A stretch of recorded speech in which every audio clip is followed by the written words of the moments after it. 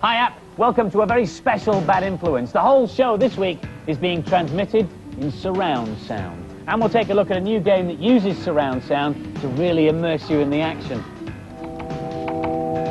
Our main review is Super Star Wars on the SNES. And I'll be reporting from Universal Studios in Hollywood, where you can experience movie special effects all day, every day, and it's all done with computers. And I'll be leaving the studio to play the very latest laser game. First, this is a new game out on the SNES in May. It's called King Arthur's World, and it's a strategy game set in medieval times. But what's really new and interesting about this game is that it's the first one ever to use surround sound. So what's surround sound? Well, it's exactly what you might imagine. It's sound designed to surround you. It was originally used in cinemas. You may have experienced it there. When you see maybe a plane taking off and it comes over the screen and supposedly goes off into the distance, you don't see it, but you hear it. Or if something approaches you from behind, sometimes you hear it from behind before you see it on the screen. That's all done with surround sound, and now you can get it in your home. Because TVs like this one have got surround sound capabilities built in, and they're surprisingly reasonably priced. Maybe you've got a TV and you've got a video, but you'd still like surround sound, then what you need to buy is a special amplifier like this.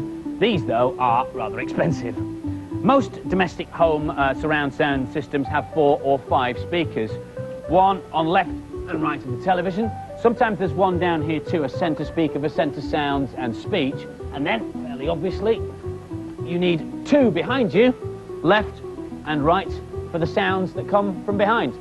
Nearly all films these days are made in surround sound, and you can get the experience even when they're transmitted on telly or video, because the surround sound information is already encoded on the video that you or I would rent from the video shop. All you need is the equipment to access it. But how does it work for the game? Well, when you start, you get the test screen. Now, if you're listening at home in surround sound, you should get the full benefit of this. It starts in front, goes round to my right, behind me on my left, front right, and all the way around again.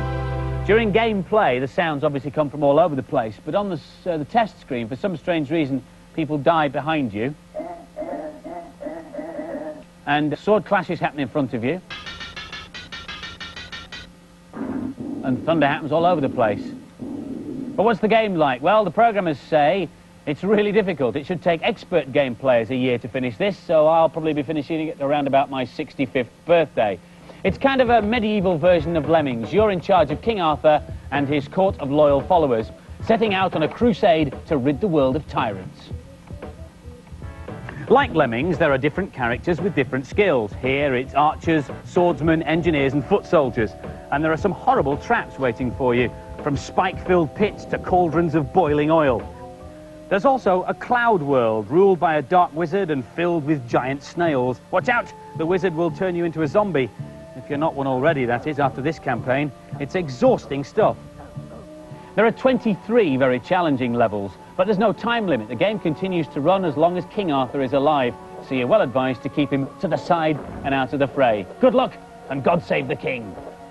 Our main review this week would sound fantastic in surround sound, but I'm afraid we've only got the game in boring old stereo. It's the Super Star Wars on the SNES. Everything you'd expect to see is here, the evil Empire, rebel spaceships, and of course, Luke Skywalker. And here he is, with Alex, in the Dune Sea. This is an amazing game. It's a 3D shoot-'em-up and platform game in one. It's got everything you need. This is the land speeder level. It's one of my favourite levels. What you've got to do is kill the Jawas that come out from that sandcrawler in the distance. On the land speeder, you can turn around 360 degrees on the screen. It's excellent. You use the jet fuel to blast around the level. Those green monsters are really annoying. All the levels on this game are really challenging, but I think this one's my favourite. I think I'd buy this game. It's a bit expensive, but it's worth it. There's loads of levels and loads of characters too. This is smooth with beautiful graphics. I think it's perfect. It's the best shoot-'em-up I've ever seen. I'd pay £60 for this. I don't say that about many games. The graphics are stunning and it sounds really good. And so the final scores for Super Star Wars. The boys gave it 5 out of 5, and the girls gave it maximum points too, 5 out of 5 from them. I am afraid that Namrud is unable to be with us today, so I've stepped in at the very last moment. It's all right, Slimy Furtlers, it's me, really, in disguise. This is a secret Sonic 2 cheat, straight from Japan, and no one must know that I've told you. Oh, and by the way, this isn't Spiky, it's Spiky 2. So, the first ever cheat for Sonic 2 on the Mega Drive. First, go to the options screen and select sounds in this order for about 15 seconds each. 19, 65, 09, 17. Then, start the game. When Sonic appears and waggles his finger, quickly hit A and start together to get the level select screen. Hey! There you go, Spiky. Wing Fortress. Oh, what a giveaway. Put that back. Who was that masked man? We've just heard, by the way, that the release date for Super Star Wars has been postponed until May, but it's obviously one worth looking out for. Last week, you may remember, we reviewed Streets of Rage 2 and told you the price was $39.99. Something we were told by Sega was correct.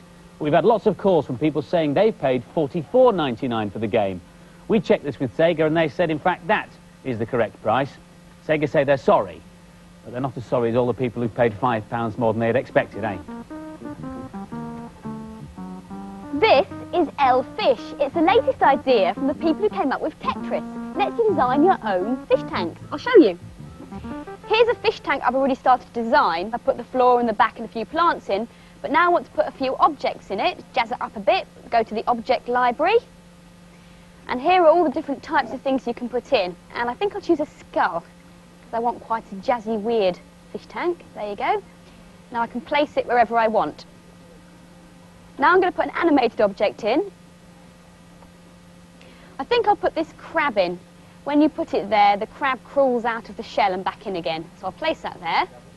Of course, what this fish tank is lacking is fish. So we go to the fish screen. All these fish have been designed by the computer, but you can actually breed your own. And that takes quite a long time. It takes even longer because you can actually evolve them, and that can take hours. So we're not going to do this. I'm just going to take the ones already there. I've asked for one of each, and now we can view it.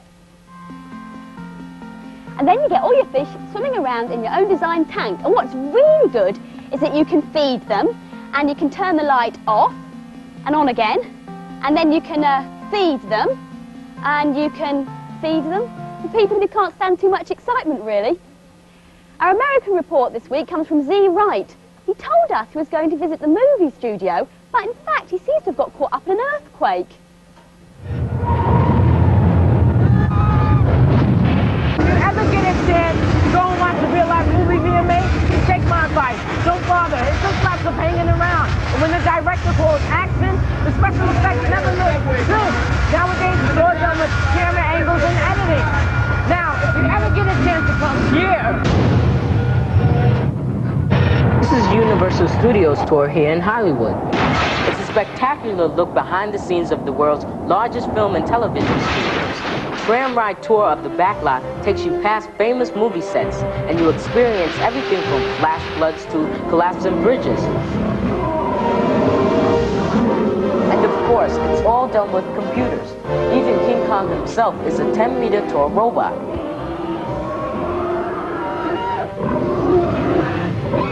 And if you survive the tour of the backlot, you can watch teams of stuntmen recreate scenes from movies in front of your very eyes. There's everything from Miami Vice to E.T. But the newest is also potentially the most dangerous. Based on the firefighting movie Backdraft, the audience gets to see 30 major fires and 10 explosions in a couple of minutes.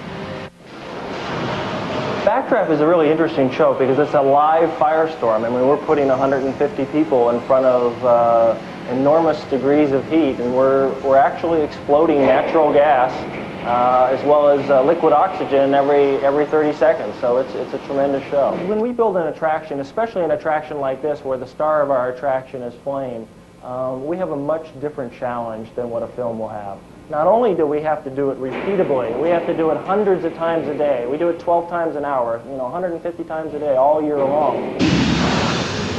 In order to have any control over the fire, we had to rely on computers to really do everything, from the moment the gas arrives at the building, all the way through the system, through the valves, through the burners, through the igniters. The computers control it step by step by step.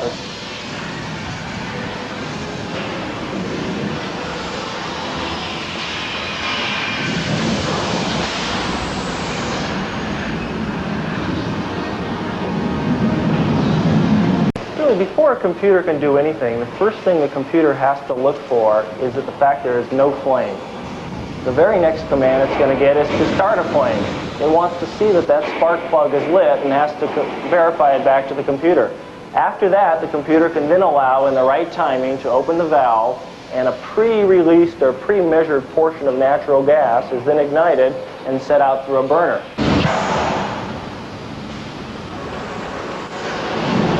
All the while this is going on, we are sensing temperature in the attic, along the ceiling, at the audience level, throughout the show.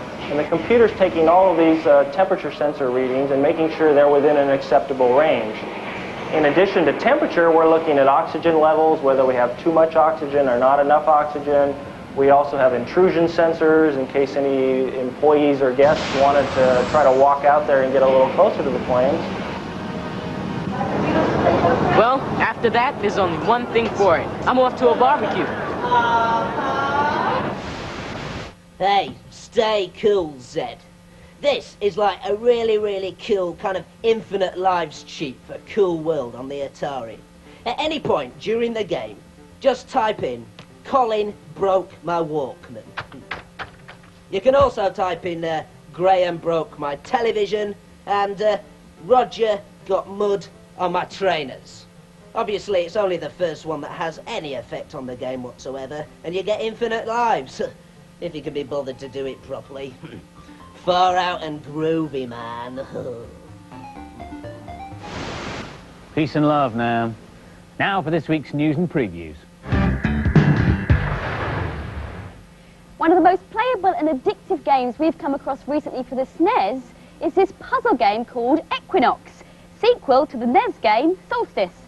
You play a cute little hero who has to rid his world from evil. You have to navigate your way through the maze of deadly dungeons which underlie the 7 kingdoms of creation. The second issue of Bad Influence magazine has just hit the newsstands, packed full of news, views, reviews, and behind-the-scenes stories. All that and more for just $1.95. A quirky new game due out on the Game Boy features a chicken called Alfred, who has to save all the world's eggs from Wild's World, where they're being hoarded by a baddie. Due out on the Game Boy in May, the Amiga in July, and the SNES in October.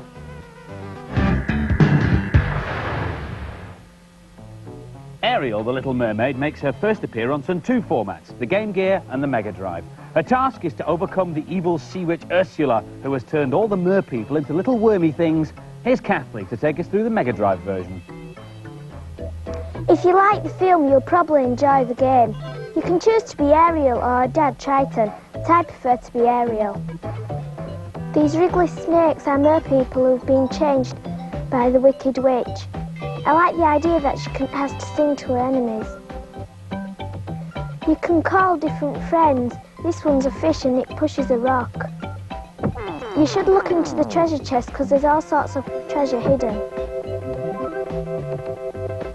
The map shows where the mer people are. The red shiny bit is Ariel and the other bits are her friends. This game looks lovely, but I'm not sure I'd buy it. There are only 4 levels and they're all much the same. This is just a poorer version of Echo the Dolphin. I can see it might be popular though because of the film, but I definitely won't buy it. I love the film and like this game. I think Ariel moves well. I like the sound she makes when she sings. I'd buy this. And the scores for Ariel, the Little Mermaid, the boys gave it an average score of 3 out of 5, but the girls liked it a bit more and gave it 4 out of 5. Return to the dawn of history with Dine Olympics on the links, a whiz through the evolution of mankind. It's your job to discover spears, wheels and fire in an effort to stop your tribe from becoming extinct. Here's Ian the Caveman. The first thing that strikes you about this game is how good it looks. The graphics are the best I've seen on a handheld and it's extremely playable. Here I've got to pick up the torch and toggle through my abilities to throw it. I've got to throw now, so here we go.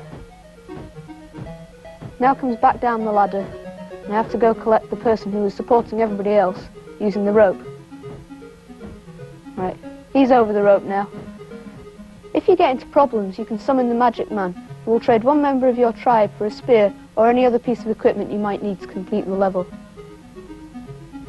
This is addictively playable. I'd buy it and I'd certainly recommend it for anybody who likes this sort of game. I might buy this. It's a puzzling game with great graphics, but the men go too slowly and they keep running out of time. I like this game, even though it's not in the same league as Lemmings. But if you're a fan of puzzle games, this is well worth getting. And the scores for Dine Olympics, the boys gave it 4 out of 5, and the girls liked it just as much. They gave it 4 out of 5.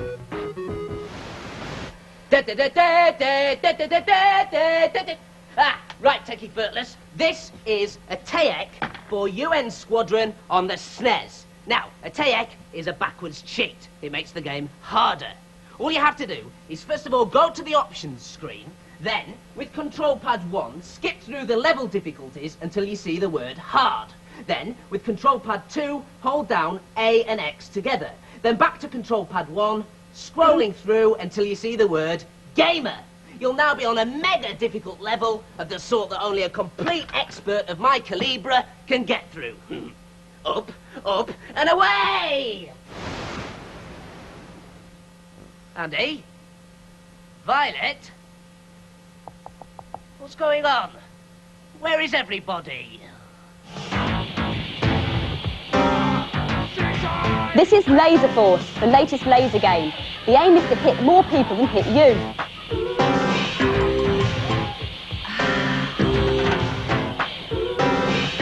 It's so dark in here that we've had to use special cameras, which is why the pictures look a bit grainy.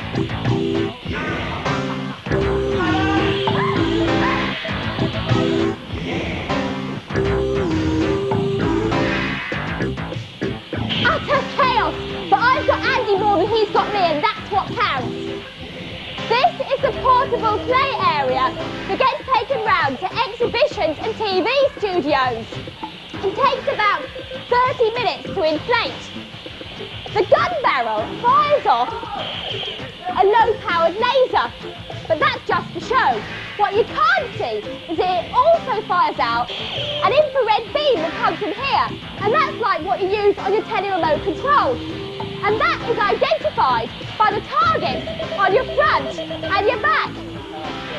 I think Andy's just hit me. I'm going to get my revenge later on. But I can't hit him back straight away, because when I've been told by the electronic voice that I've just been hit, it disables my gun for 4 seconds. The guns are also coded, which means that as much as I try, I can't shoot myself. And this also means at the end of the game, you can shoot your gun into a central computer, and this tells you how much you've been hit, who hit you, and who you hit. But now I'm off to get my revenge on Andy. Last week's competition prize was a Super Mario paint and a SNES, and the competition question was, who painted the Mona Lisa? It wasn't Namrud, it was some Italian bloke called Leonardo da Vinci. Absolutely right, and we had over 8,000 entries. Thank you if you wrote in. But our random winner selection system has come up with James Lamb, age 9, from Whitecross in Hereford. Well done, James. Gotcha! This week's competition prize is a Menacer and a Mega Drive, which Violet's got. No, I haven't. You had it last. Anyway, the question is, what does the word laser stand for? Send answer with a sealed down envelope or a postcard to the usual address by next Monday. Sure you had it? No, I'm sure you had it. Is this what you were looking for? Ow! Sort him out, will you? Join us next week for the last of the present series when we review some of the stuff that's going to be available over the summer. See you then. Bye-bye. See ya! Eat laser, Johnny Hacker!